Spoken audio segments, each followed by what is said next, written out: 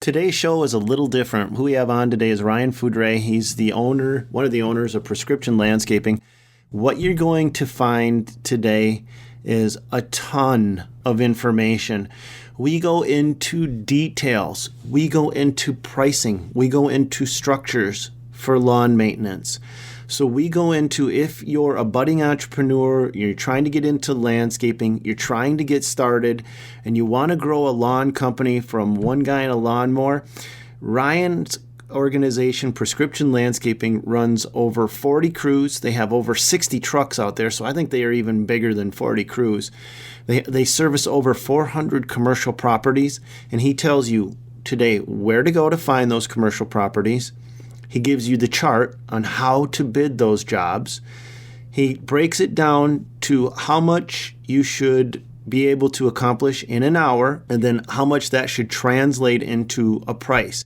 He goes over actual real-time numbers.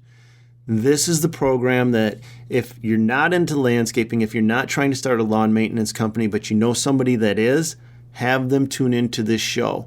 This is everything they need to know to get started, to open the doors, to figure out how to price it, as well as where to go. How do you get in front of these property managers?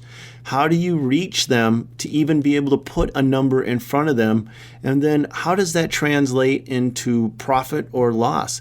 Ryan talks about the fact that sometimes people and property and accounts are not a fit for his company, and he's willing to walk away from them. It's obviously a formula for success that's worked with them. He's been with Prescription for over 12 years. Prescription has been in business for 35 years, but he has doubled or tripled since he's been there the size of the company. He talks about his goals every year, how they focus on growing.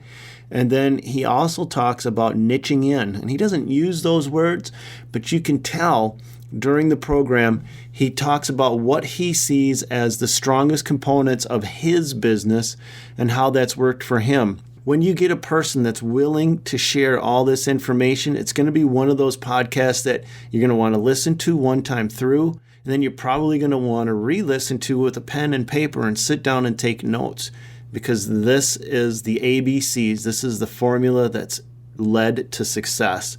And hopefully you can apply what they've done to your own company to have even better results than you could ever experience trying to figure it out on your own. So sit down, stay tuned, and here we go.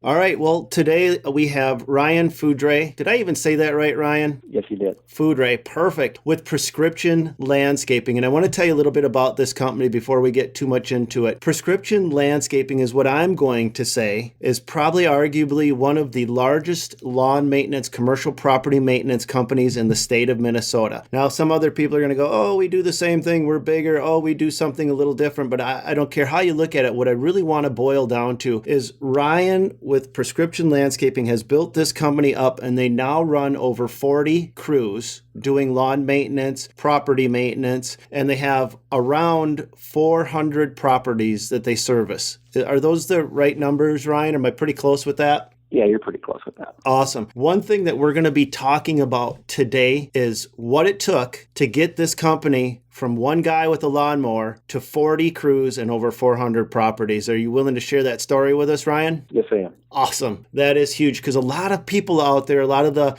contractors, landscapers, they're either strapping on the tool belt, they're putting their boots on, and they're just going to work for themselves. They're a craftsman, or if they're hoping to get into landscaping, they look at lawn maintenance as their doorway in.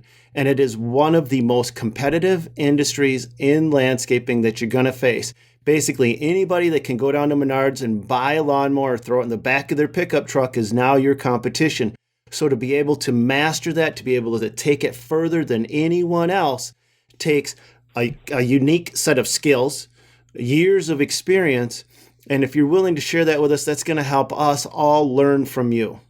So can you tell us a little bit about where you got started, Ryan? Well, I personally was graduating college working for my cousin who had an irrigation company, and Prescription Landscape approached them and purchased them. I was about to move into the financial world. I graduated that fall, and they approached me on potentially staying on and kind of overseeing their irrigation division. And that's where it all started, and hopefully they believe I've grown, and I feel I've grown. And to this day, I have now purchased out one of the original partners, and we're moving forward, feeling good about our future. So Ryan, when you got it, you bought into, so you didn't actually develop Prescription from the ground up, but you bought into it about 12 years ago, right? Correct. Okay, so where was the company when you bought into it 12 years ago? I believe we were just over about a $3 million business. I couldn't tell you on the number of trucks or anything like that, but my guess is we probably had 10 to 20 trucks, and we now have over 60.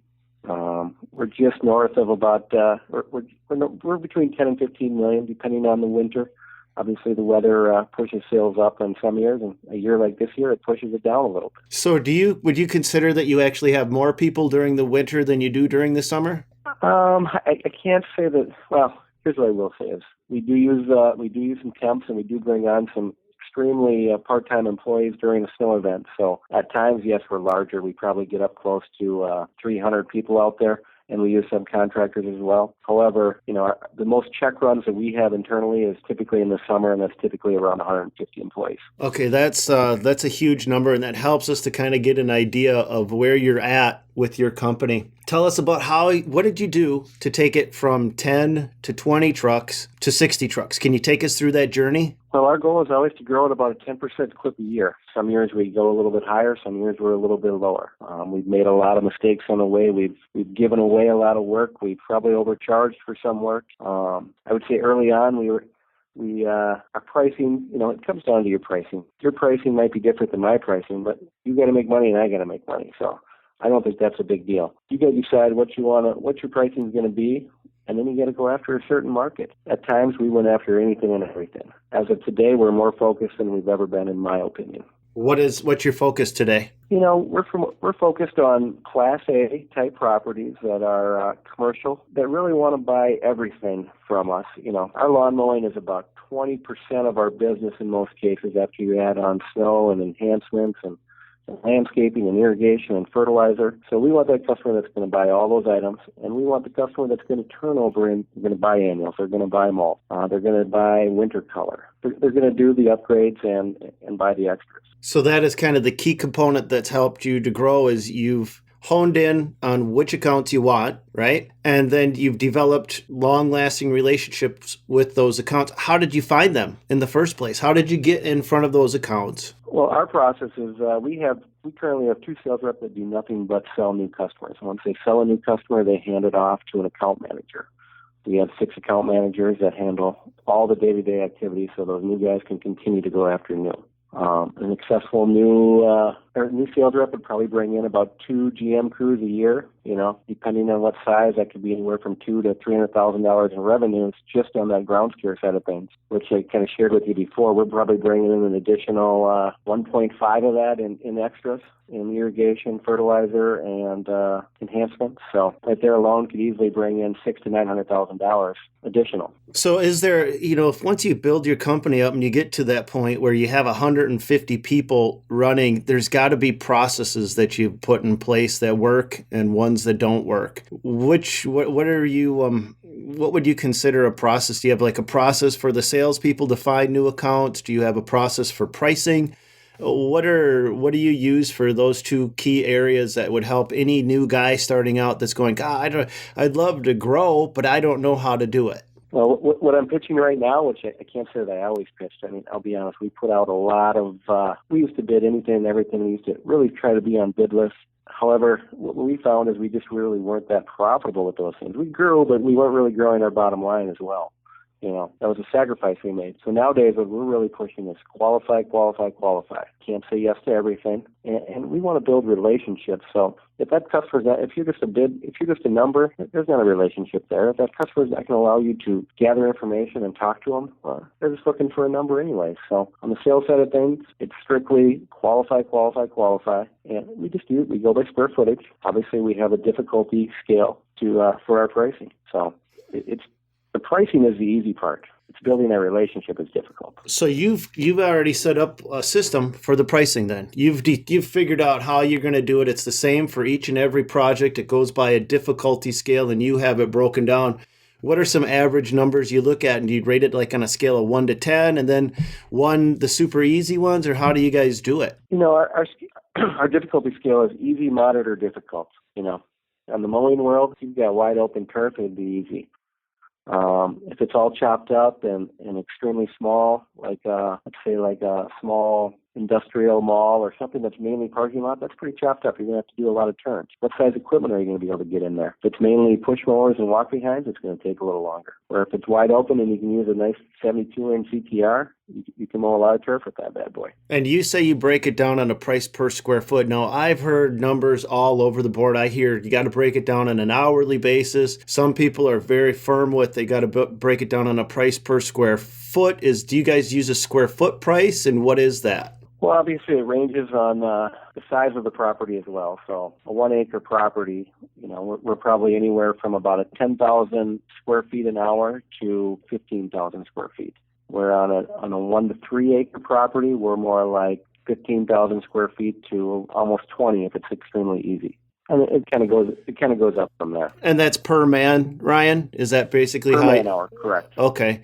And so then you charge, I've heard like 5 to 10 cents per square foot, depending on the difficulty of the property. Is that kind of something that you guys use, or do you use a different formula? I've heard that number as well. I've never broke it down like that. I just say, hey, what's the total square footage? All right, let's divide by this number, somewhere in that, depending on that range I just kind of shared with you, 15 to 20,000 on a 1 to 3 acre property. And we say, okay, how many man hours is that going to be? And then we have a specific man hour rate that we go with. Okay. And, I just broke down a bid for an association. They were looking at some stuff. And basically what I'm finding is that a lot of contractors, the smaller guys out there that are doing these things, they don't even know what they're charging, Ryan. One property that specifically I do all their hardscaping, I don't do any of their maintenance for them. But I built up that level of trust with them, right? And so, they sat down to go, hey, you know what? This is what we're doing. Just what's your thoughts on this? And when I broke it down, the person that was doing their property maintenance, Ryan, he had 144 hours worth of work in every single month, and he was charging $2,600 per month. When you break that down, that comes out to be $17 and some odd cents per hour. And I looked at them and I said, this person doesn't realize what he's doing. And this is an established company. I would completely agree, and more than likely he's probably underpaying himself. Or he's really dependent on that 1 or 2 whale of a customer that is bringing a ton of revenue. And if that customer ever leaves him, he's going to be in trouble. What are you finding are the industry averages? I've heard everywhere from $28 an hour to $45 an hour to $68 an hour, and it depends on what you're using and how you're using it. Yeah, I would, in the grounds care world, in the commercial world, I would say it's probably about that $32 to $42 an hour is what I'm seeing. Okay, and so that's how you break your bids down. Is you go by how many square feet you have, how quick you're going to get it done, and you want to get between $32 and $42 an hour to complete it. Would that be a fair way of looking at it? Yes, that's pretty fair. So how does that then apply towards your winter maintenance? Do you take your accounts that are focused on summer maintenance, lawn maintenance, how do you actually apply those formulas to do the winter maintenance as well? Because we've covered it. You almost have more people in the wintertime if you count your subs.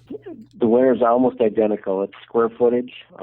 If you guys go to Simodal, they got some great stuff out there. They'll tell you exactly what the production rates are. They've done a lot of studies. They have a difficulty scale, easy, moderate, difficult as well, about 30 to 43,000 square feet per hour.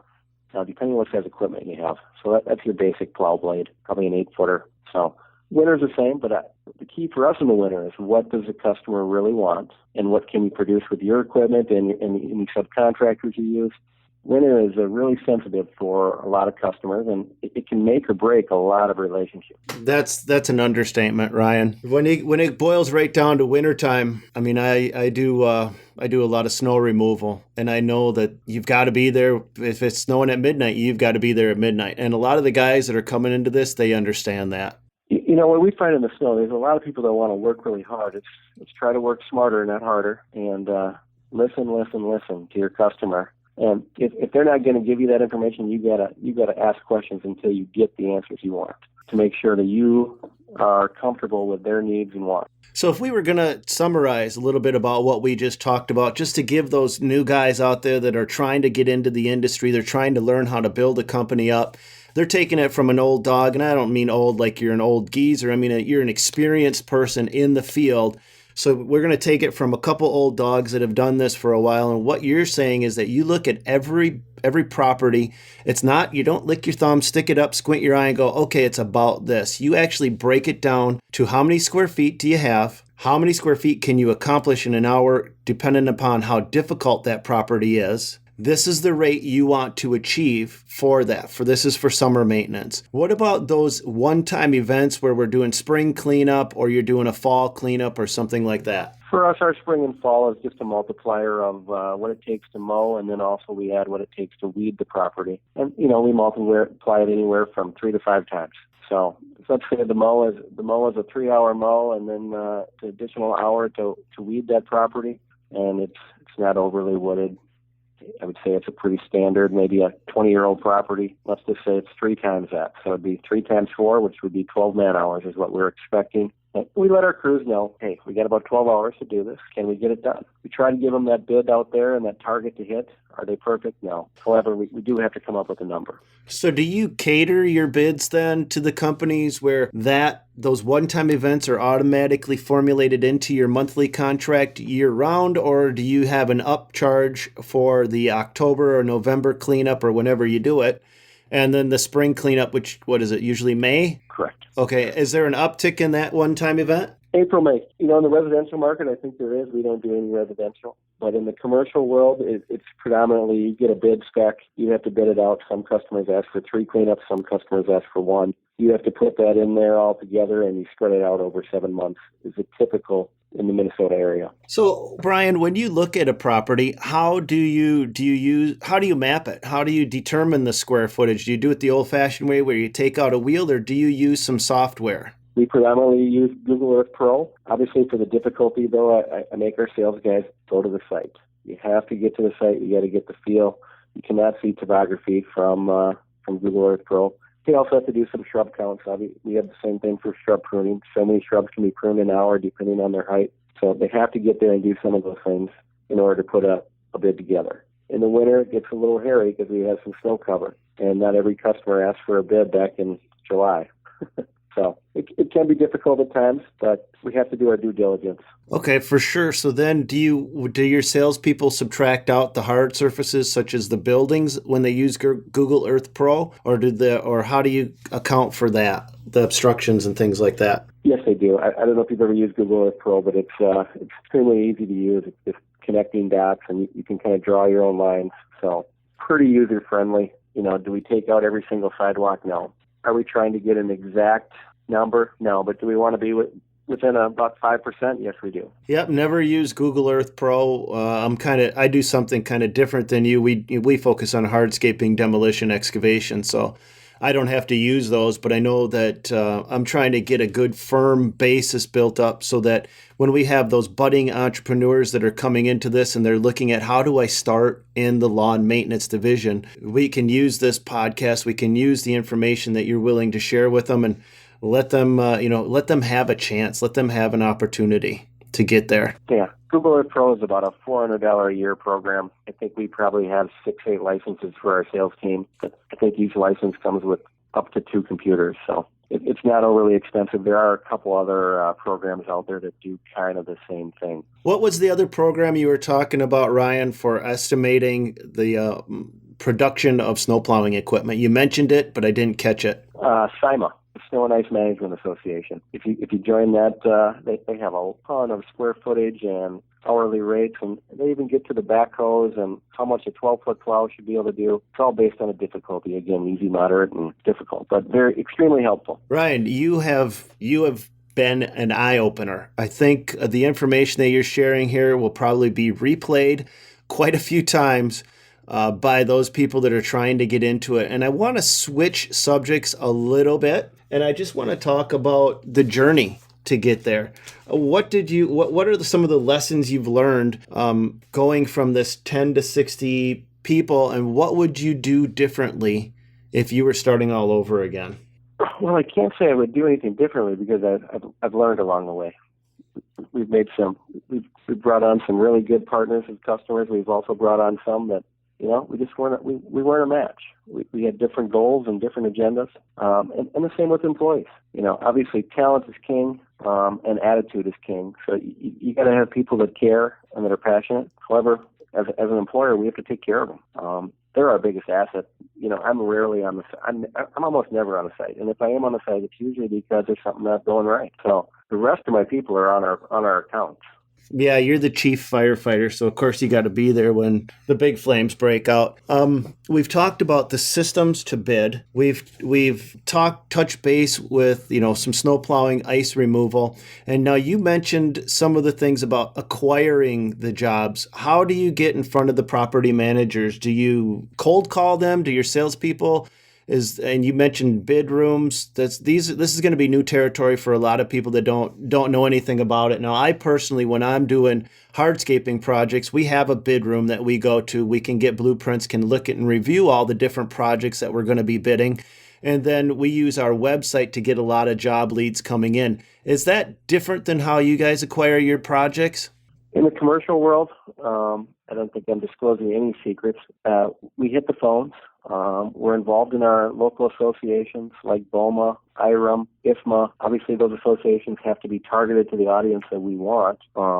We go to their trade shows. We attend their events. For the most part, though, it's word of mouth. So you get in good with the property manager. Don't be afraid to ask for, hey, do you have another one I can work with? Sometimes they're a little hesitant on that because they want you to make sure you can handle their stuff first.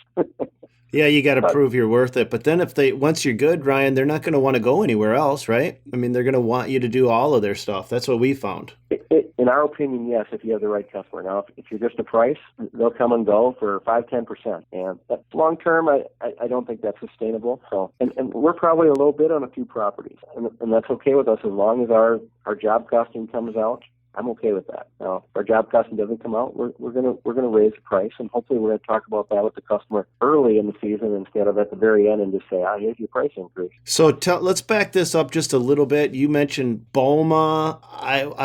What were the associations you mentioned so that we have a reference of these local associations or these nationwide? So if other contractors are out there looking, what are these associations you're referring to? I do know BOMA's a national organization. Our local one, it's the Builders, Owners, and Managers Association. IREM, I think that is real estate management of some sort. I can't say I know the exact wording. Is it IREM? Correct. Okay.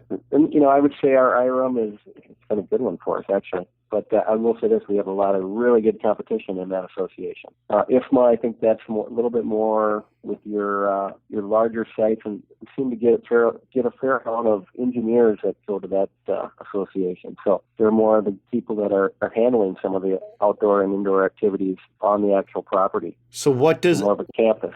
What does ISMA stand for? I believe International Facility Management Association. Oh, so it would be IFMA? Okay. I thought it was ISMA, so IFMA. So what we should really be focusing on is wherever you are, you can use these as references, but look for them locally. You're going to have associations within your area. So if you're in Nashville, or if you're in, I don't care, name a state, Dallas, Texas, I don't care where you are.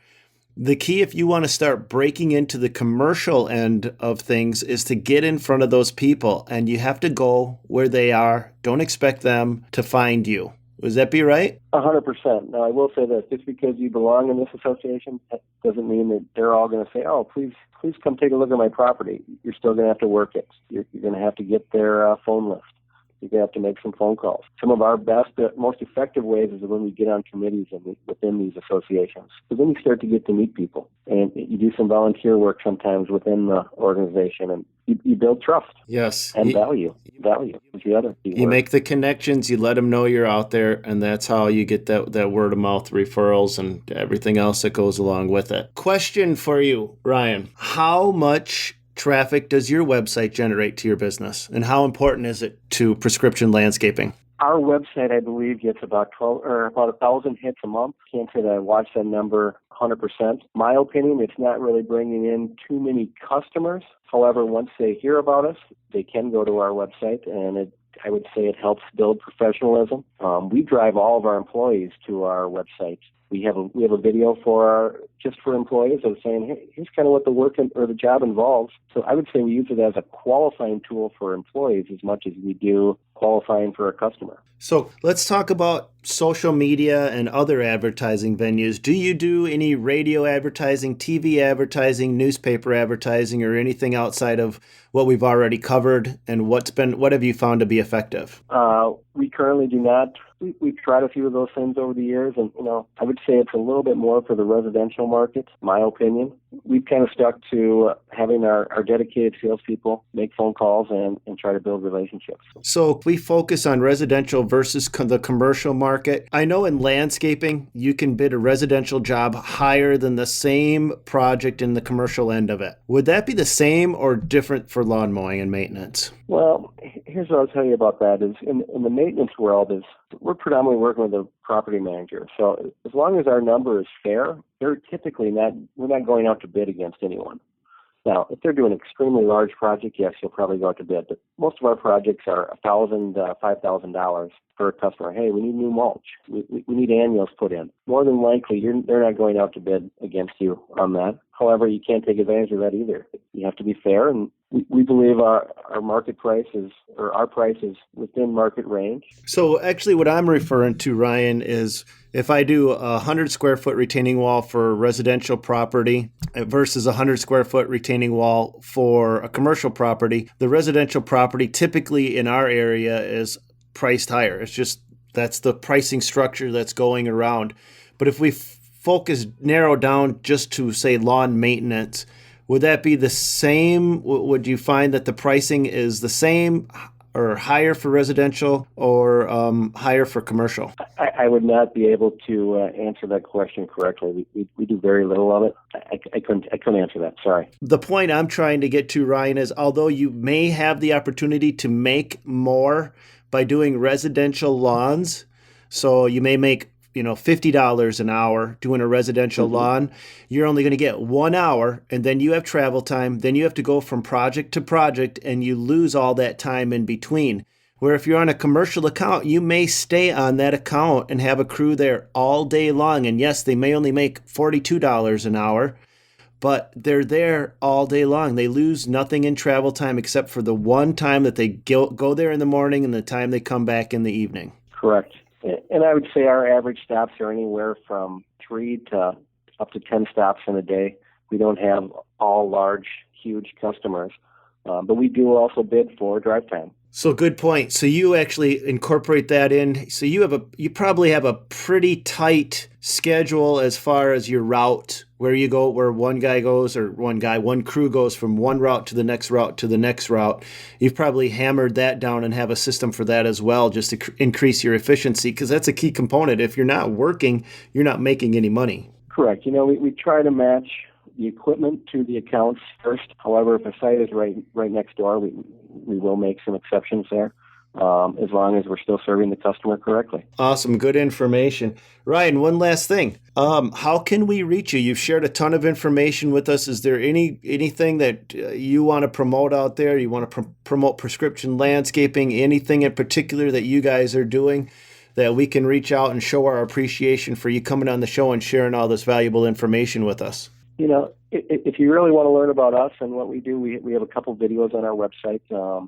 We think they're they portray a picture of what we're looking for in a customer and how we take care of a customer. And we also have a video for employees that kind of helps qualify. We put a little bit of money into them, and we appreciate good reviews on those. So if you'd like to check out our website, it's www.rxlandscape.com. If you ever want to give me a call, my contact information is on there. Feel free. Awesome. Ryan, thank you very much for coming on the show and sharing with us your insights and what's helped take your company in the last 12 years from 10 to 20 crews over to 40 crews. So I appreciate it, Ryan. Have yourself an awesome day. Keep up the good work, Stan. I appreciate your podcast. Remember, for all the valuable links we talk about in this episode, be sure to go to the landscapebusinesspro.com. We're going to have them all listed there for you. And like always, I love hearing from you guys. So if you have any questions or show feedback, shoot me an email. Reach out to me at stan@landscapebusinesspro.com. It makes my day when I hear from you guys, so don't be shy. Send me an email. I'd love to hear from you and get your feedback. DirtMonkey.net is a website built for landscapers and excavators and anyone that moves dirt.